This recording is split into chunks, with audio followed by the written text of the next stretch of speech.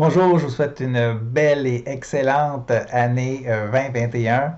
Alors évidemment, pour la plupart d'entre nous, 2020 a été une année de crise, une année où on a dû faire face à l'adversité, faire preuve d'adaptation.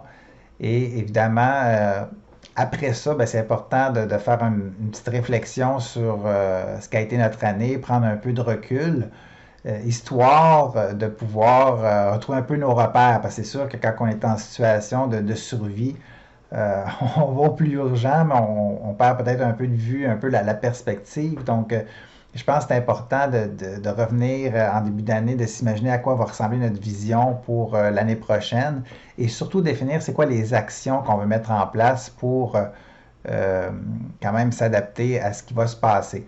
Alors évidemment, j'ai pas de boule de cristal, je peux pas malheureusement vous dire à quoi va ressembler cette année, mais j'ai fait un sondage auprès d'une centaine de professionnels en ressources humaines et vous allez peut-être être surpris d'apprendre que 93% des répondants m'ont dit que la COVID n'avait rien changé à leur situation de pénurie de main-d'œuvre.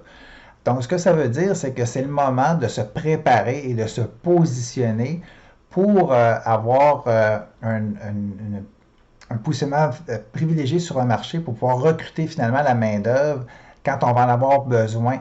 Donc, déjà être en place quand la machine finalement va repartir.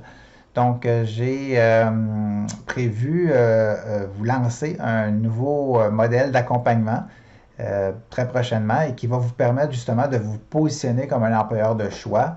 Et à ce moment-là, vous allez être confronté à deux choix. Le premier choix, c'est le statu quo en espérant que tout aille pour le mieux ou de passer à l'action et de devenir vraiment un employeur qui va inspirer, qui va susciter les gens pour évidemment attirer, mobiliser, fidéliser plus de bons candidats.